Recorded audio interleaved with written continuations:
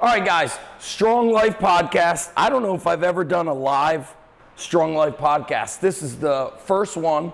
We're going to do a little roundtable introduction, okay, with my good friends, Joey Szat, Coach Joey Szat, Anthony Diehl, Meathead Professor, and they're going to give a little bit of an intro. I've known Joey for a long time. He actually did the Underground Strength Coach certification here, which you said was, you were 20? I was probably 20, 21, man. He was a young kid, as said, on Jerky Boys. Do you know Jerky Boys, by the way? Yeah. Most people, if they're like under the age of 40, yeah. He's like, how old are you? You sound like a young kid, okay? And then we got Anthony Diehl, Meathead Professor. We got connected from the app that we use, Turnkey Coach, from our friend Matt Reynolds, and Andrew, who runs the whole infrastructure there. He introduced me to Anthony, who's crushing it online. So let's do a little introduction for anybody that doesn't know you guys, and then we've just been shooting the shit for the past 45 minutes. We're gonna let it rip. So go ahead, Joey, what do you got? Yeah, what's up, guys? Coach Joe. I've known Zach, like I said, for over 10 years. He was kind of the guy on YouTube at the time when I was kind of figuring out what I want to do with strength training, kind of run a business. So definitely a mentor figure, now friends, which is super cool to kind of see where I was when I started to where I'm at today. I had a gym for about 7 years, strength and conditioning facility, which was awesome. Now I do all my fitness stuff remotely, so there's a change there, but all for the better, really pumped about that. I've competed in a lot of strength sports. The only one I haven't competed in is powerlifting, but done strongman competitively, CrossFit, Olympic weightlifting. I do BJJ, all sorts of stuff, college athlete, you name it. I'm just very passionate about strength training, fitness, and helping as many people as possible. But yeah, outside of that, man, just love networking, talking to Zach, Anthony, getting out here. It always gets my creative brain flowing and picking up new ideas and just being around like-minded individuals. So kind of it. I'm sure we'll talk about more things as we get this conversation going, but that's kind of me in a nutshell. You're a dangerous man. That's what I'm getting here, okay? That's my goal. It's a dangerous man. Take note. What do we got, Anth? Yeah, my name is Anthony Diehl, on Instagram as Meathead Professor. There's a story behind that. I do teach a logic course to high schoolers 2 days a week. So in a former life, I was a pro strongman, won America's Strongest Man in 2020. Like Joey here, I've never competed in powerlifting. I've done strongman. I also compete in jiu-jitsu, and I've competed in bodybuilding as well. I do a lot of online coaching. Most of my clients are lifestyle clients at this point. I do have a good stable of competitors. I love working with bodybuilders. It's a lot of fun, but I'm just passionate about helping people get strong, but then also helping people own their own health and take it seriously because it's important. So I enjoy helping people, add 50 pounds to their deadlift, but I also want to see people be around for their kids and grandkids, right? And be strong for all of life, which is a little bit different than just setting PRs in the gym. I want them to set life PRs too.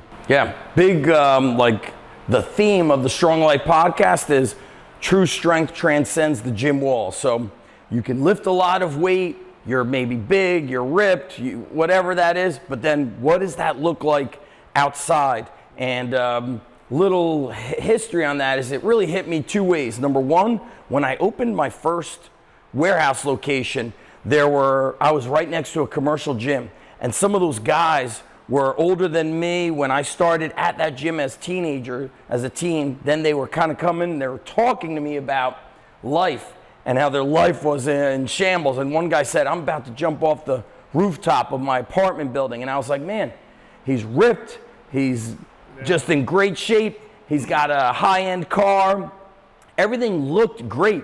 And then he's like, man, I'm about to fucking end it here. And then another guy, same thing, was kind of talking about how his life was a wreck, relationships, everything.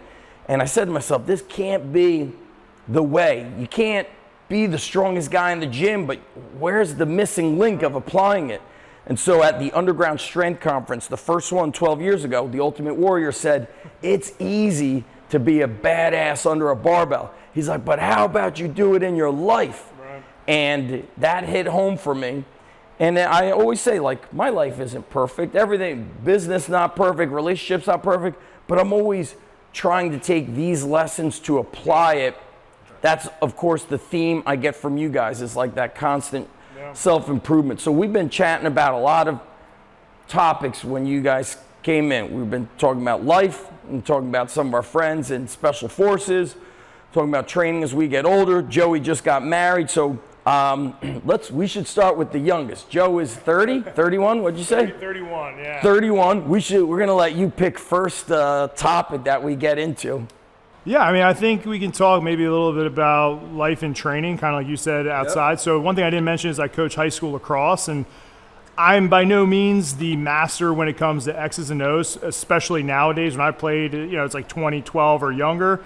But now the game's evolved. But with my coaching philosophy, everything that we try to translate on the field, I try to redirect to how it can help outside as well. So it's almost like my goal at least is when the kids graduate or go on, they can reflect and be like, man, I think Coach Joe was talking about something a little bit deeper when we're going through these drills. You know what I mean? Yep. And it's kind of subliminal, but at the same time, I think there's so many lessons that you can learn from training that do transcend. And obviously being the youngest guys, I can cue you in because you're a little bit older. Like maybe what are some of those lessons that you've learned in the gym that you think are pinnacle to outside? I don't know if you guys have any right off the top of your head. What's interesting is we all work with high school kids. So obviously here at the Underground, and then I'm a full-time strength coach. But yesterday when I was coaching, I coached from 7 to 10. I found myself talking to the athletes about life stuff. Like, hey guys, excellence. This group that trained before us left water bottles and garbage on the floor. Let's be better and not step over it. You see garbage, pick it up and start taking pride in building this school and this culture. And so I'm trying to teach them, those little things like what you're saying. It sounds, I think when a teenager hears it, they might be like, oh, this shit again. But then they start leaning in a little bit and picking up and realizing, oh, this is actually leadership. And so how do you kind of blend that in? Because you're in a classroom setting, Anthony, at the school. Well, in a classroom setting, I mean, it's a little different. Naturally, every time I step up to teach the kids, when I first started, how much do you bench, bro? Yes. Which I think is actually really important. It's good for you because you have a good bench. That's right. That's right. Me, I'm like, why do you care? You're like, who cares? Who cares about that? I think it's important as a teacher. I immediately had gravitas with those kids. Like I had to continue to earn that and then prove it.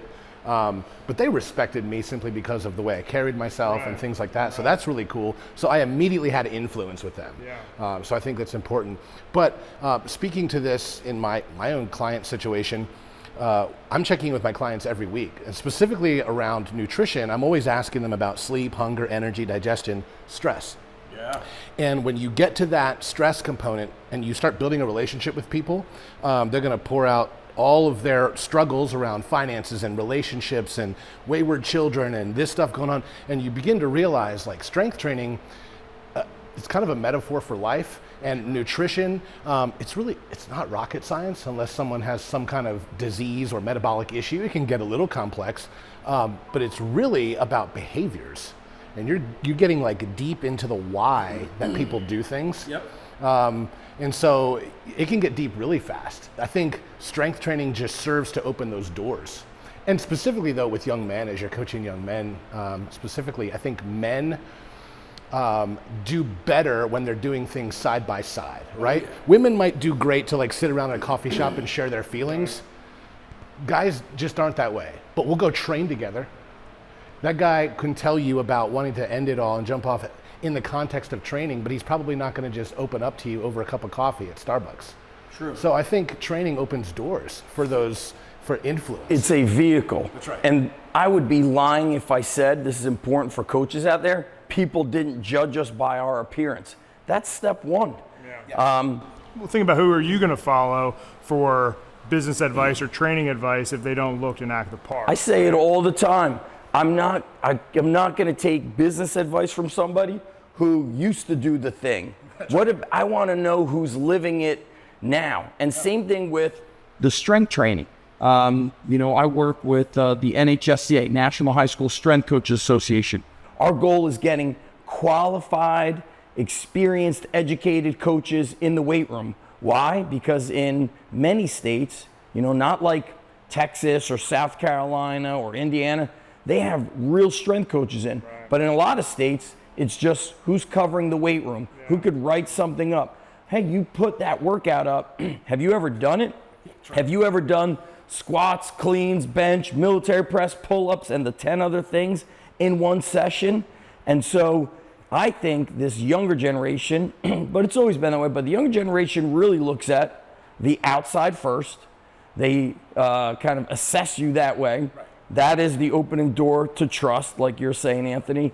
And then from there is like, if you're not doing the thing, it's very hard to lead people down a road where they're going to be inspired by you, trust you to lead them. And so that's interesting that in our world of strength and conditioning, there's still people doing that, like trying to be a strength coach, but don't train.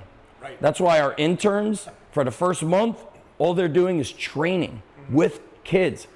You're going to train with a high school kid today, tomorrow a high school girl, next time a middle school kid, next time a kid with a broken hand, so you learn to work around injuries. That's right. All those little things that I don't think is, I can't really write about it in a book, but you got to do the damn thing.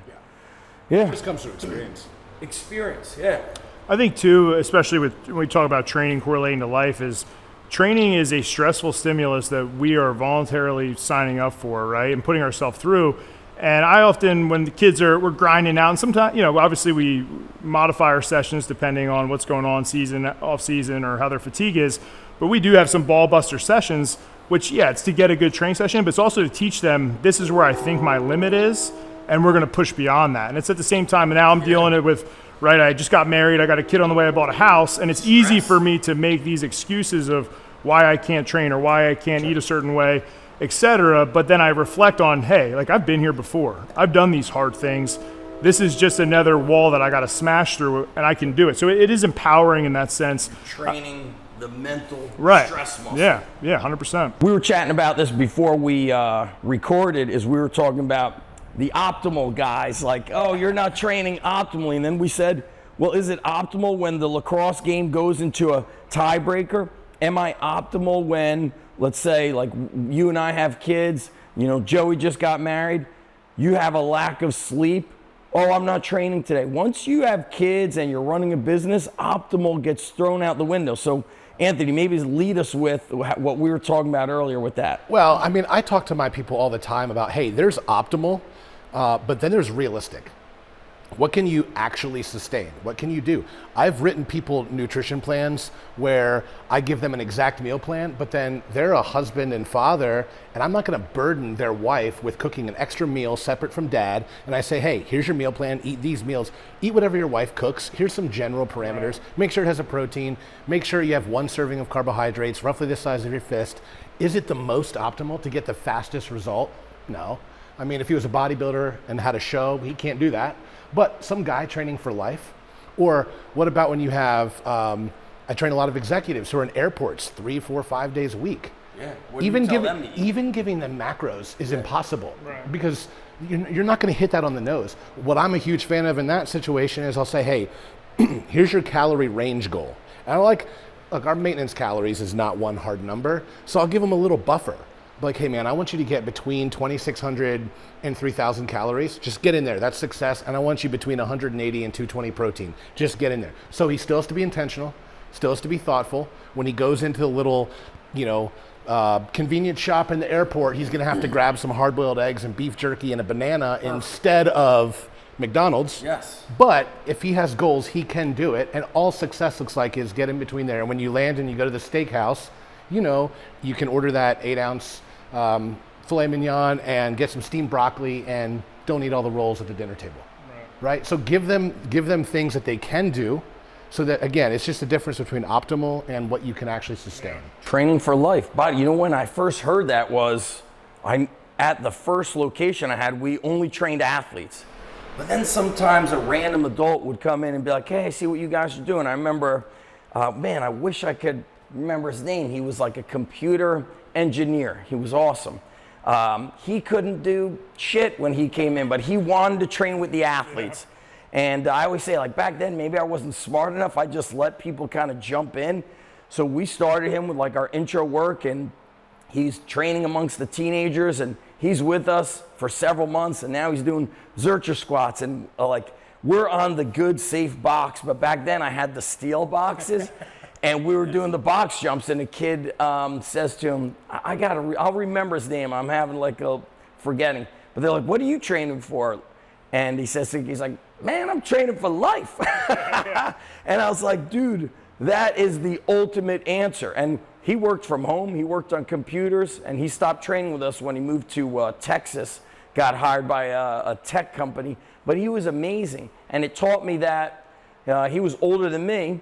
So I would have been maybe mid-30s. It taught me that, oh, he just changed his mind about what he's capable of doing, and he's able to do it, which is, now that I'm like creeping up on age 50, I see other men my age have lost that edge. They don't believe in it. And I know you're helping out with our buddy Joe. You train his kids, but he's a busy guy running Jocko Fuel. He gets it done, man. You know, he finds a way to do it. Like I've gone over where he just gets off a red eye and puts on his workout stuff, gets in there and gets it done. So when you see guys like that, you know you got to just take any of those excuses in your brain, just like shut them out and put the work in. This is just what I do. Yeah, it's just how you operate. But it's habits, you know, and like you said, it's behavioral. So it's like if you can build those habits that become ingrained in your system, you get to a point where you feel weird when you don't do those things. Yes. Like that's where it comes in.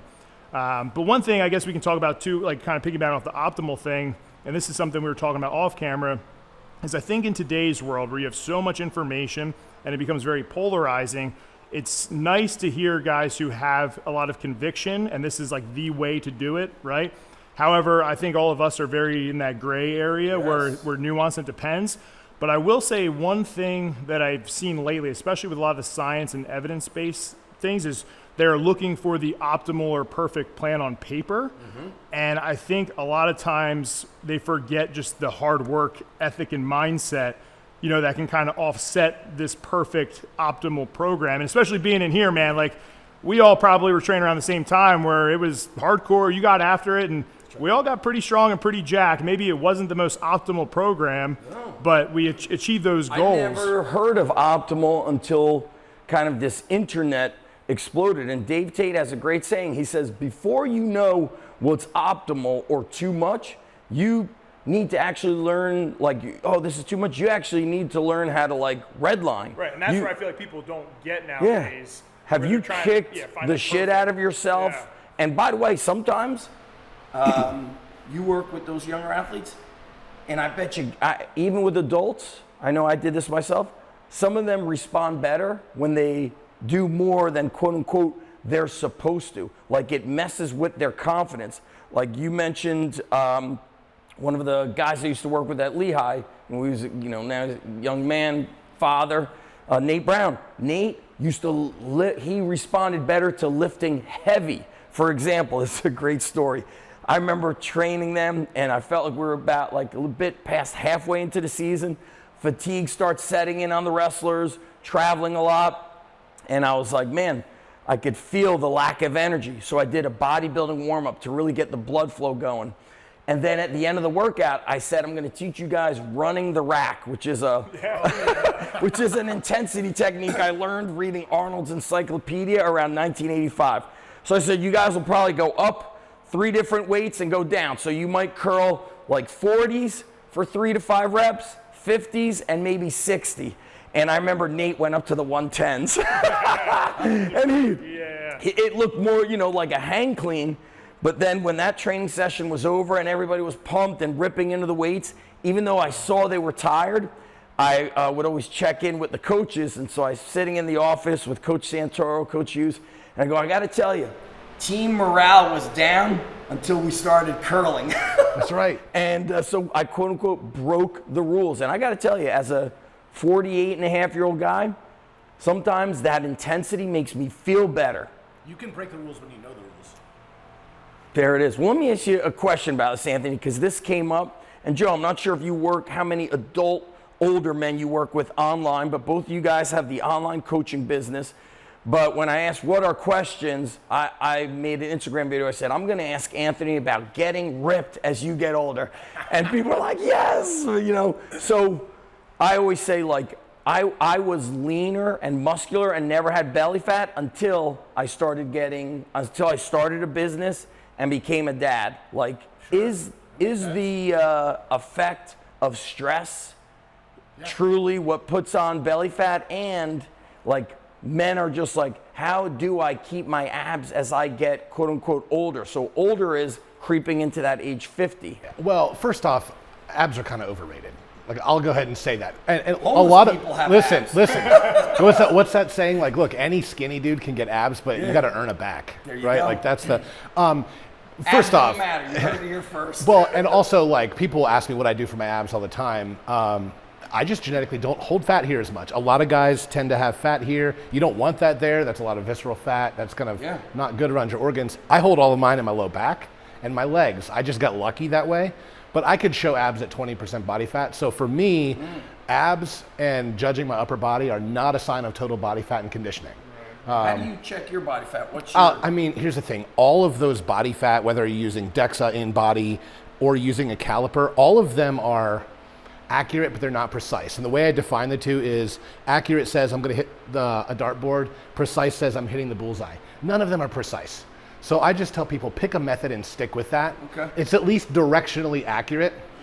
Your first reading might not be on the money, but if your goal is to lose body fat, just keep using the same thing, and that particular instrument should be trending down. Right. So right. You get a consistent measurement. Exactly. So now, I don't believe, like, hormones and things like that play a role, certainly. But I think they play a role not directly, but indirectly on behaviors that subconsciously we're not aware of. When you're stressed, you're not sleeping as well. When you're not sleeping as well, your ghrelin increases. When your ghrelin increases, you're gonna eat more. Ghrelin? Ghrelin's the hunger hormone, right? That's the one that just makes you want to eat everything. So you're a dad and you got a new kid that's like screaming and crying, and your sleep's not great. Your cortisol and your stress hormone is higher.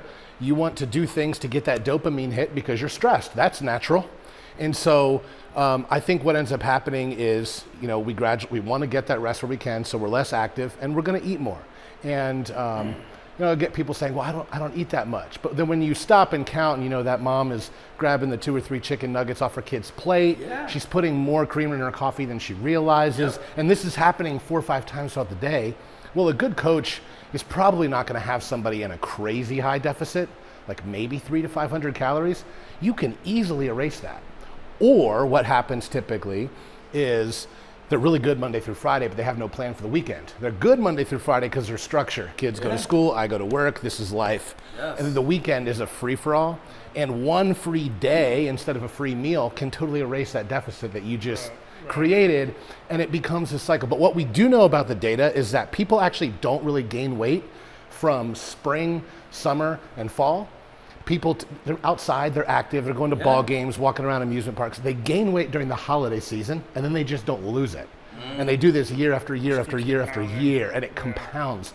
So I tend to harp on all of my people, hey, if the Christmas season is busy for you, one of my guys who's a CEO, Q4 is nuts for him. Oh yeah. And so I always say, hey, listen, it's very hard to build muscle, but it's super easy to maintain it. We're gonna cut you back to 2 full body training sessions a week. Our aim is really not forward progress. Our aim is no regression, so that in January, when you're ready to hit the gas again, we're not spending months coming out of a hole.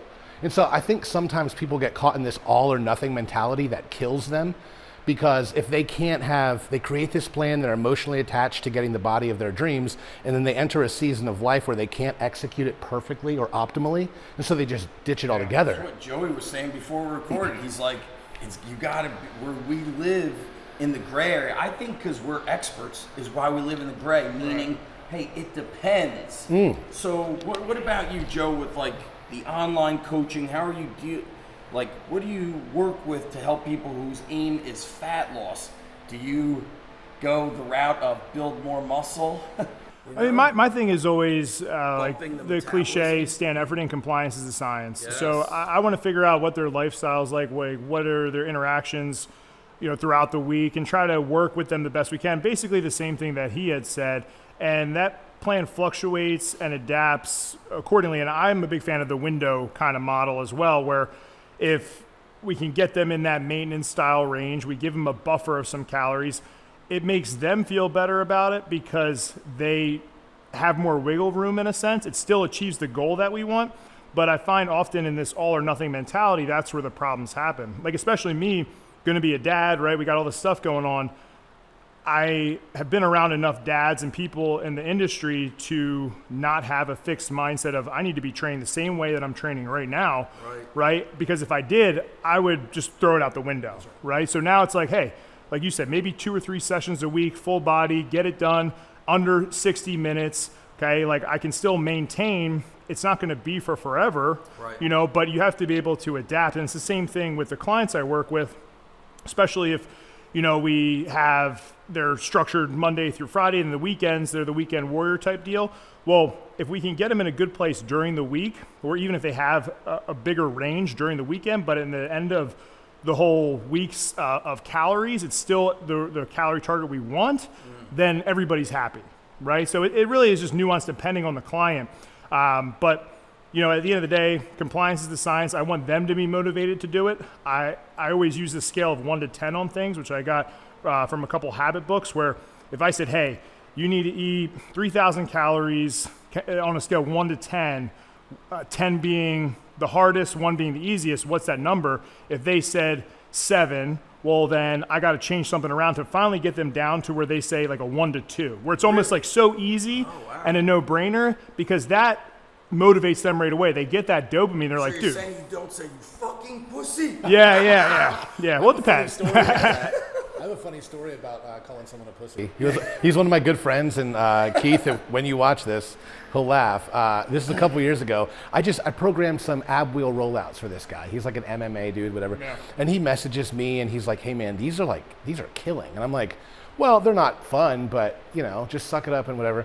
And then he messages me the next day. He's like, dude, every time I do this, I have just searing pain in my abs. Like it's like, and I said, hey, why don't you try 5 sets of 5 of not being a pussy? And he's a good friend. Okay, I don't do this to all my clients, right?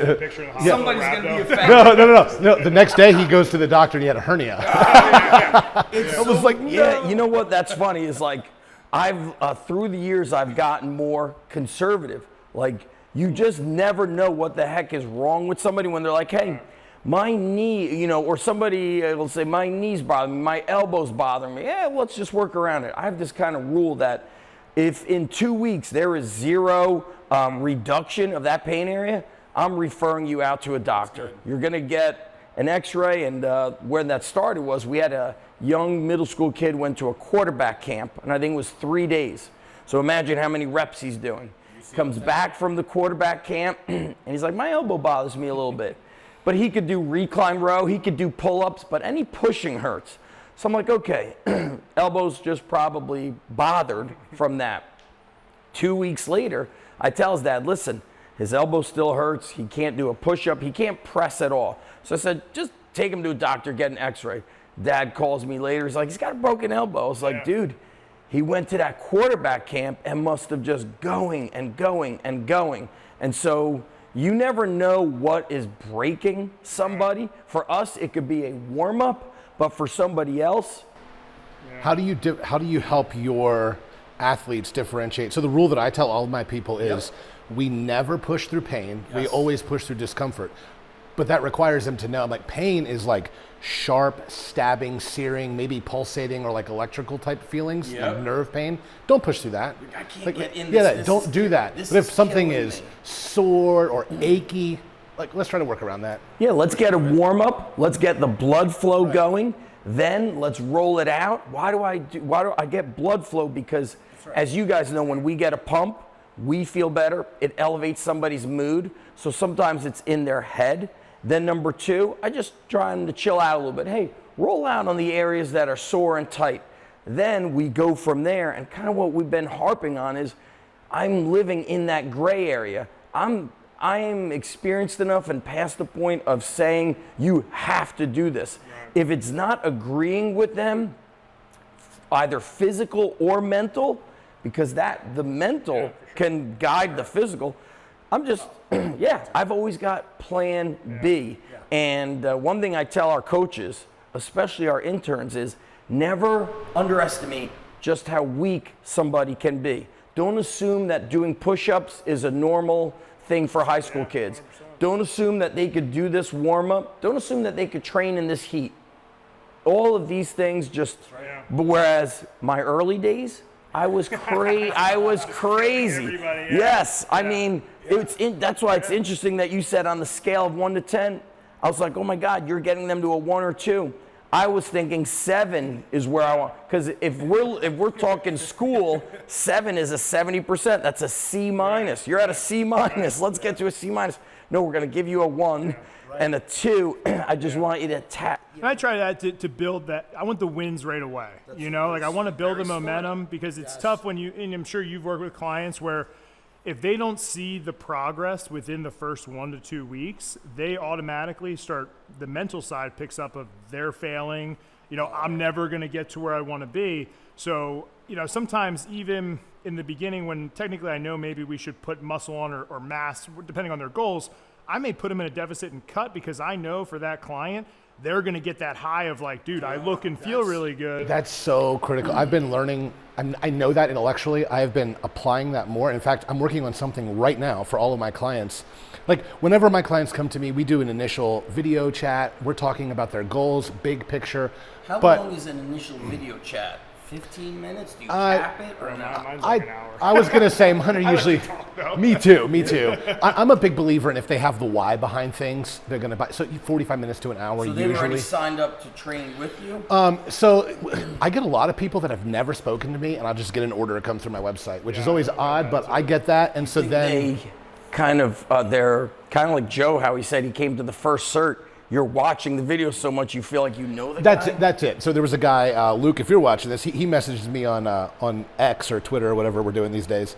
And he signs up. He goes, hey, bro, I just signed up. And I said, hey, I'm happy to schedule a video chat with you and kind of walk you through how I do things. Yep. He goes, nah, man, been following you for years. I trust you. What do I need to do?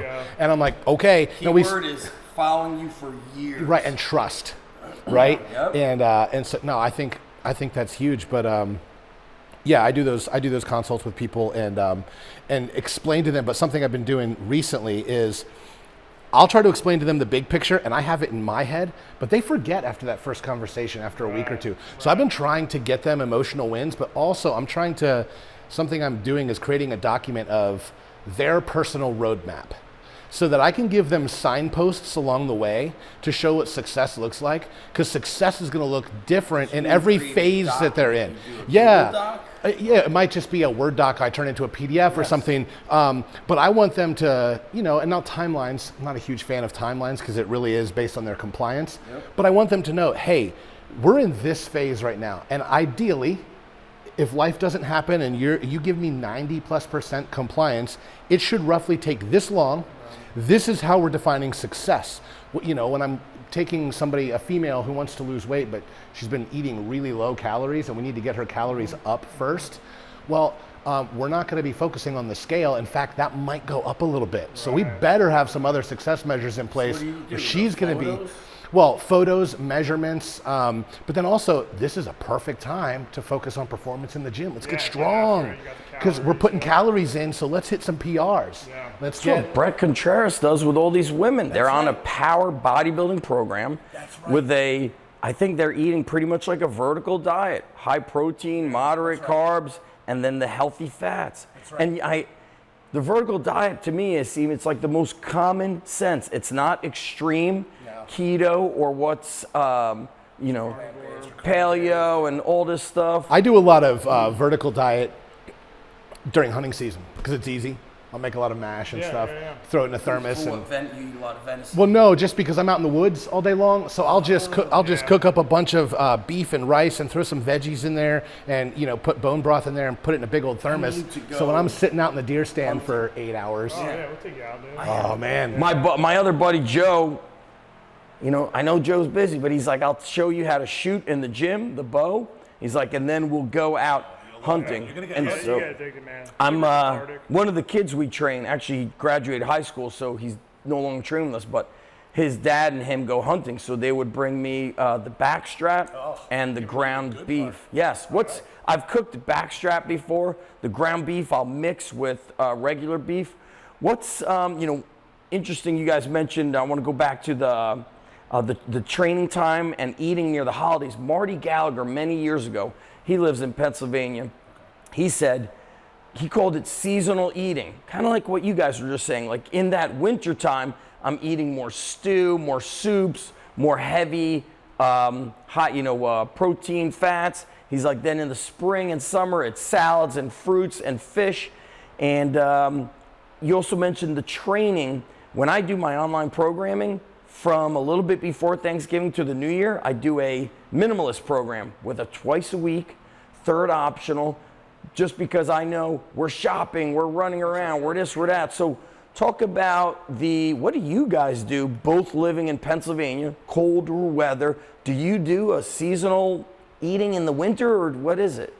I mean, for my clients, they're all over the world. Yep. So it's based on their goals and what's going on. So I wouldn't say I have a specific approach for seasonal. It's whatever they happen to be in. Personally? Me personally, I mean, I've been competing for the last 10 years. This is going to be the first year where I don't have some big competition on the books. So like right now, my current training is I'm training 3 days a week in the gym. I'm getting back into some running and rucking, and I'm doing jiu-jitsu a couple times a week. And I'll probably do that through the fall because I want to get out in the woods a lot. Yes. So there might be some weeks where I get 4 days in the gym. There might be some weeks where I get 2. Right. But I'm just training for fun because I love it. I don't have this ultimate end goal. I may compete in jiu-jitsu a couple times. Yeah. But you're training for life now. That's right. That's right. So this winter will be your first time not competing in strongman. in like a decade. Well, I didn't compete. I stopped competing in strongman in 2021. Okay. And pivoted over to bodybuilding. But this will be my first time not competing in any sort of bodybuilding or strongman. Jiu-jitsu is a little different. You could just decide to throw down on a weekend competition if you want.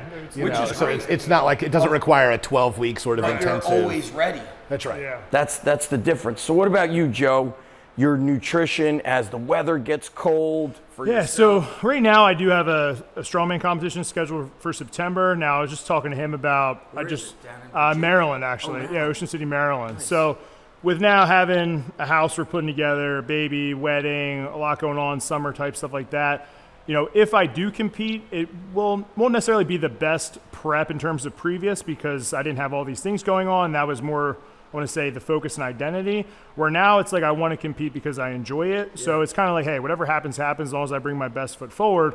If I wasn't competing, and how I've done it in the past is I like to periodize my year, right? So for me, like I kind of like the staple, if I'm going to put mass on, I do in the wintertime. I'm eating heartier food. We have the holidays, that type of deal. Yep.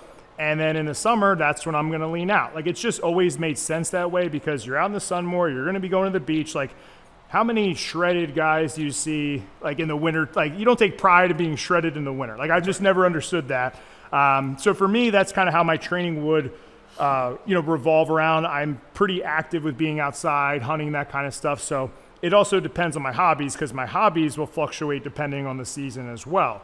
But I just kind of always, and that's how I view it, just same probably with Anthony, how we assess our clients is that bird's eye, 1,000-foot view of where are we at now. Where's kind of the end goal, rough timeline, and then how do we make those micro cycles to get there?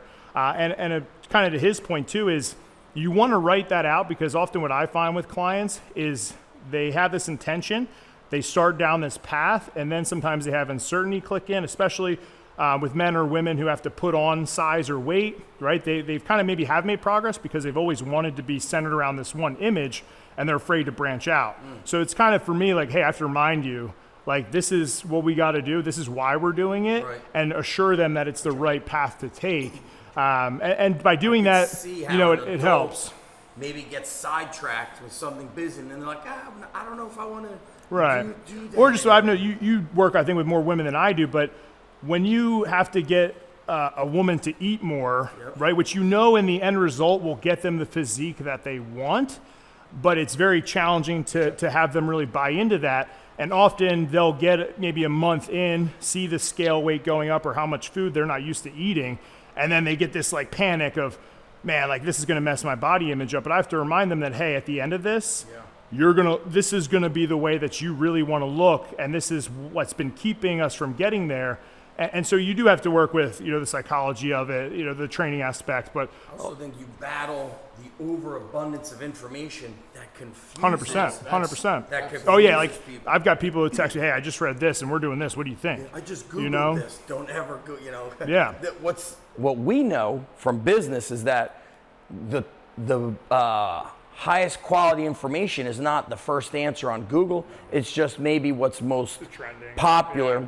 Or I think people trending. don't have the ability to discern the speaker's intended audience. So I might give advice that's really good for a bodybuilder that is trash for a powerlifter. And the powerlifter doesn't understand that. And they hear this guy who's big and jacked speaking authoritatively on a thing, and they think, well, I need to be doing that thing. Like, no, you're training for something different. Context. I deal with that a lot with the high school athletes, right? Like we talked about Sam Sulik earlier, right? Who's probably the biggest teenage demographic.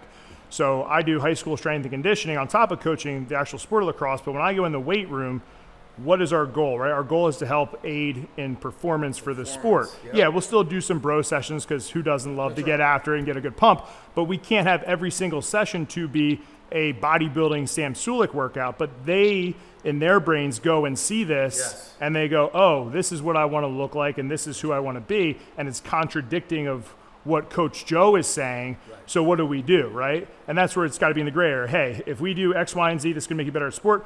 How about 15 minutes of just blasting buys, tries, whatever at the end? Then they're like, okay, I like that more. Appease them mentally. And by the way, like I've experienced athletes who train, by copying bodybuilders, and yes, they're consistently slow. Everything hurts them in sport because they don't do box jumps, they don't do aggressive. I have to explain that all the time. Like, the ideal physique that you see up there, like Chris Bumstead looks great. Everybody thinks that's probably not what the ideal athlete looks like. Right. True. Right? Like these are two different goals. Yeah. If you want to pursue that at some point, great, but that's not what It's also like if you were to take Chris Bumstead, and I'm sure there's other guys that would break this model, but because they're just freaks, but you put him into a sport, right, where he's at now, like you would see visually, like, this doesn't, like this guy can't compete, with where the kids or goals are trying to aim toward. It's different things. Like there was a video. What was it? A couple years ago, there was a big event down at Attilis, and there was some bodybuilders. I mean, jacked dudes, and they wanted me to teach them how to do a strongman log press. Right. And it was, these guys have 500 plus benches, and it was hilarious watching them try and lap and pick even like 200 pounds or just stumbling. Yes. Their central nervous system is it hasn't been trained. So I equate it to this. You mentioned school. I always say to kids, let's say you take Spanish in high school, but then you don't speak Spanish for the 10 weeks of summer. You come back, you feel like you have forgotten all Spanish. So I said, when you're training slow and on all these machines, and then your sport requires you to be explosive and agile and aggressive, your body doesn't know how to hit that gear because you've never trained in that manner. And so, training skills as well, right? Like you look at a open bodybuilder and they look jacked and they are strong relative, but then you put them up against a world-class MMA fighter that doesn't look anything like them, that MMA fighter is going to rock their world. Which is, by the way, why I've always loved kind of the silver and golden era. The silver era of bodybuilding, those guys actually were weightlifters, powerlifters, and bodybuilders. So talk about like the seasons. Right. They were able to do it all. And then in those old magazines like Iron Man and Strength and Health, you would always see weightlifting, bodybuilding, hand balancing, so like gymnastics. Think about Arnold's early days in California on Muscle Beach. Everybody doing acrobatics.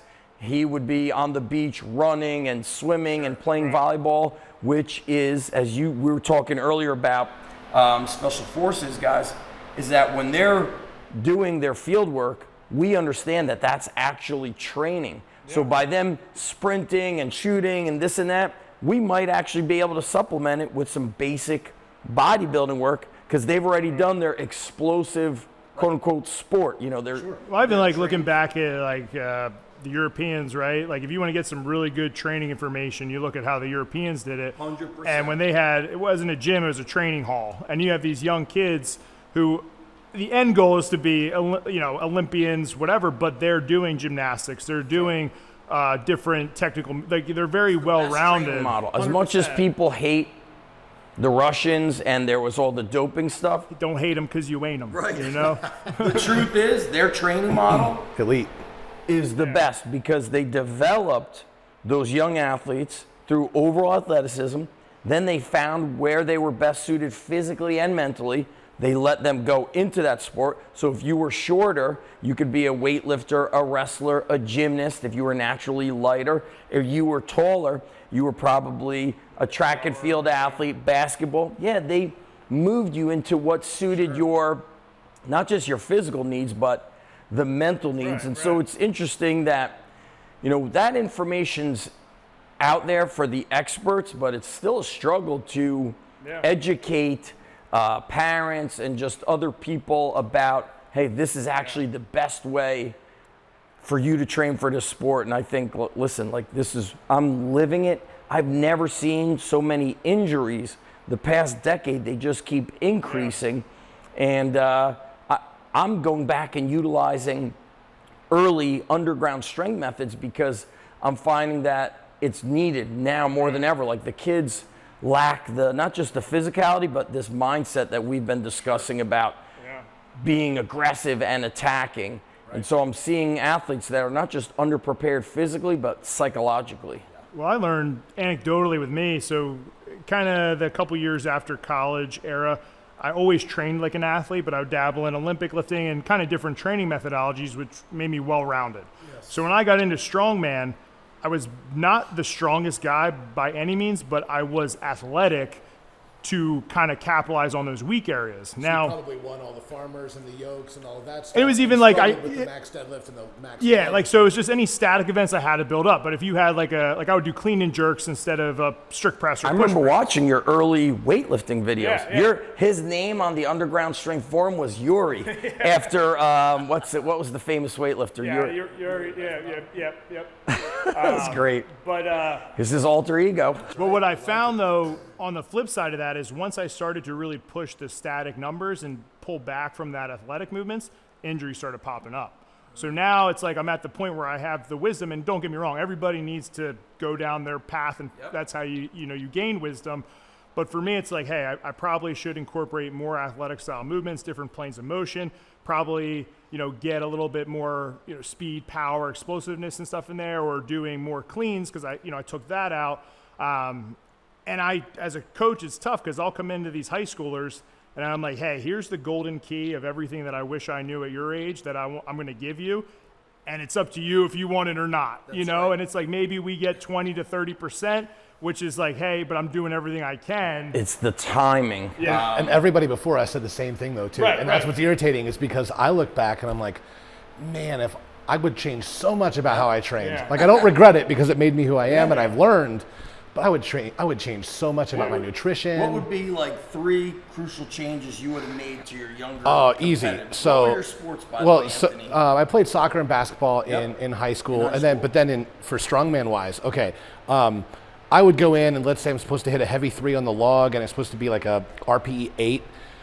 Realistically, I'm trying to hit an RPE 12, the heaviest triple possible, just sending it.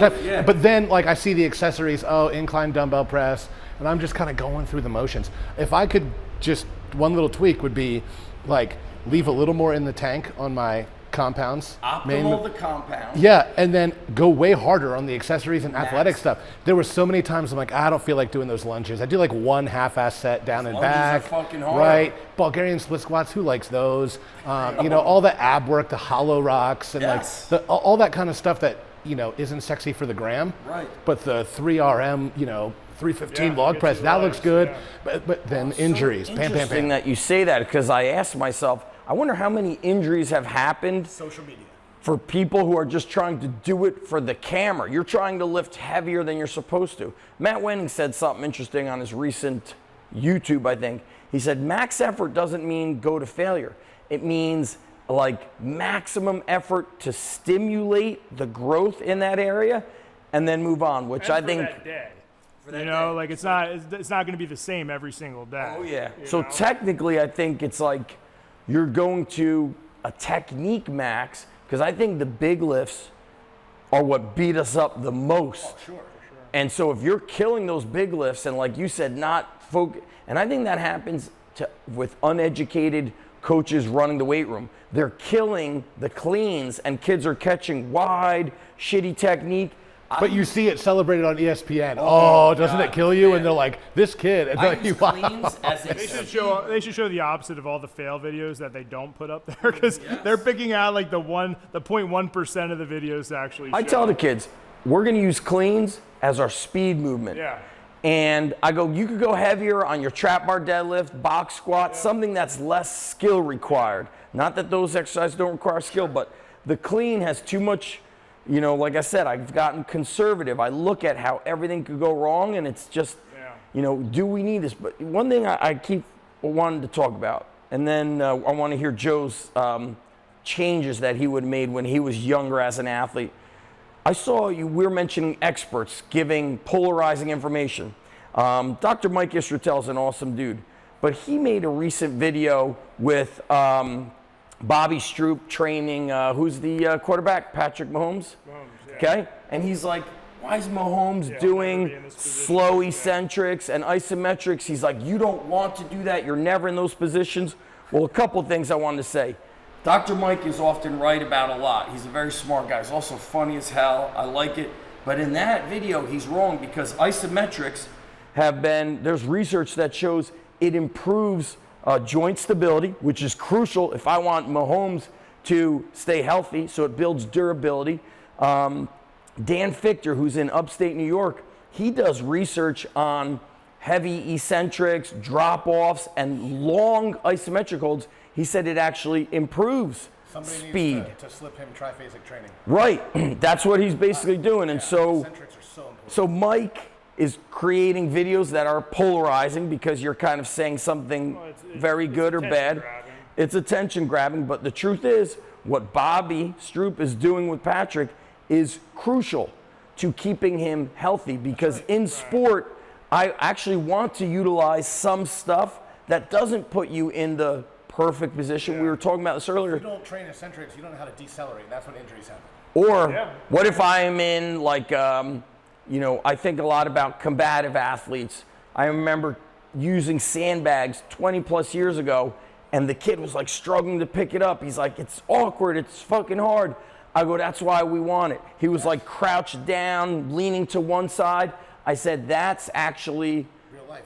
it's real for wrestling. So Mel Siff actually wrote about it in Super Training. There's a little like page or half page, and it's just called Imperfect Training, which actually is good for parents. How do adults get hurt? They don't get hurt playing. Bad position. They get hurt picking up their baby. They get hurt putting on a seatbelt. To grab something. Oh, there's a cue. Yeah, so that being said, I want to do stuff that safely and progressively puts you in quote unquote imperfect. So we are training, to me, that's training for life, and it's training for sport. Like if I look at injuries that happen, it's because the athlete didn't train end range motion, and I'm not as dialed in as Dan Fichter on the neurology, and Buddy Morris has videos on this, but they say like an ACL tear is not just muscular, it's neurological. Maybe the leg gets hyperextended, or it gets put into a position so fast that the body and mind haven't been you can control, but get some imperfect training that best prepares them for sport or life. Couple of things I can add to that were in my brain is, first one, talking about putting them in weird positions. Well, a lot of times we'll have athletes that say they're cramping. And for my knowledge, I know that they're actually hydrated, but the issue is that they haven't put their muscle into that position, which causes the cramp response. But then if we look at it from that perspective, that hurts their performance, right? Because now they're worried about cramping. Maybe they're not going to do a certain movement because they're worried about a cramp, which they think psychologically, but they also think it's because I need hydration. But no, this is something that we can control in the weight room, of putting you in these weird positions to get your neurological system to realize, that this is okay. So when they go in those positions, they're fine. The thing referring back to Dr. Mike, and I love Dr. Mike, he was a training partner of mine for a couple of years. But it's really, I think, the idea of those. Dr. Mike's gonna block us on Instagram now. Yeah, he'll make another video. He'll make a video laughing at us. But and I don't know the context, but I think the main point I want to make is knowing the context of if you're going to make these videos. Have you talked to the trainer or the coach? Do you know what was going through their philosophy with this? Or if you make those videos, play both your thoughts and devil's advocate. Well, hey, I could see why they would do this for this reason. But it is frustrating when you are just kind of pulling out the trending people or themes. And obviously, the majority of people want something that's going to be catchy and, counter intuitive of what a lot of people think. But I think context is huge with that. It's interesting how that, a friend of mine said this to me a couple years ago. He's like, Zach, you know why your early days of underground took off? He's like, because you were very black and white. You were flipping tires, you're lifting stones, you're cursing at people. He's like, now you're a dad, you're smarter, you've got this kind of middle of the road. He's like, you're saying sometimes it's good, sometimes it's not. He's like, people don't really want to hear that. People want to pick a side. It's tough. Which is why did CrossFit win in the beginning? They were like, this is the functional training, period, end of story. I think they still believe that. But a lot of people have kind of fallen. Well, you see a lot of people, not to get too into it, but pulling away because they realize now, say they were whatever CrossFit with their name, now it's so-and-so fitness, because they're starting to see that there are different dynamics to fitness, not just 9 movements executed, all the elite stars of CrossFit, they don't do WODs all day long. That's right. That's not what they do. They're doing strongman, they're doing powerlifting, they're doing power building, bodybuilding, 9 months out of the year, and then they're peaking for that competition, just like every other athlete. Peaks for competition. You know what? I'm going to say the last thing and then let you guys close out with your ideas. But I met Ed Cohn at Sore Summer Strong. Cohen's the man. Yeah, and it was so great to hear how just kind of matter of fact he was. He mentioned doing sets of 12 with deadlifts, and I was like, do you do? He mentioned the higher rep ranges, and I said, do you do 12s with the deadlift? Because normally I would only do like 5s and triples. He's like, oh yeah. He's like, you got to get in shape to get in shape. So I went on a phase of doing 12s, 10, 8, 6, 4, 2. And at first I was like, this shit's going to kill me. And then 2-3 weeks into it, your body stops rejecting it. Yep. And also my mind, mentally I'm like, damn, I'm going so much lighter to do 12 reps, but I had to play the long game. So it was cool to hear how people were saying like, how did you know it was too heavy, too light? Because you don't have, you're not checking your velocity. He's like, if it felt good, I knew it was right. If the bar moved, I could see if the bar's moving fast. And so that is the coach's eye. So I would ask coaches who are very technology based is what if the kid hits like, the velocity is very high on the clean, but the technique is bad. Do you count it? What if the velocity is great on the squat, but he only went halfway down and technically he was supposed to get to parallel? Do you still count it? That's where the coach's eye comes in, and we say, hey, you hit the number I want here when we're tracking velocity, but we're gonna go a little lighter because I need you to get lower. I need the full range. So it depends. So what would you guys, message to close out here on anything? It depends. Yes. It's the most annoying answer, but it's the most honest answer because people will message me all the time and say, what do your programs look like? And I say, well, we got to meet and talk first. I have no idea about you or your life, your injury history, your goals, what you do for a job. All of that stuff factors in. Right. And then I'll build your program from there. And it could look however it needs to look. Love it. I have broad principles that I apply to everybody, but they don't look the same. They're just in principle, hey, I'm going to do X, Y, and Z. Yes. But then how that looks in the real world is going to depend on our conversation. Love it. Anthony, just tell them, what's the way to follow you? Yeah, so I'm Meathead Professor on Instagram, Coach Anthony D on X, if you're there, and Anthony Diehl on Facebook. Diehl. Diehl. Yep. Yeah, I'll piggyback everything off of Anthony, what he just said. I guess the only things I would add from my perspective would be something is always better than nothing. So don't overcomplicate things in your head or get paralysis by analysis and not train or not, eat something that maybe is, not the best, but it's not the worst. Like, do that. And then on top of that would be, don't forget about the blue collar mindset, baby. You know, like there's power in just getting after it. Kind of reiterating the point of paralysis by analysis. I think we have a lot more of that, and I understand why it's like that.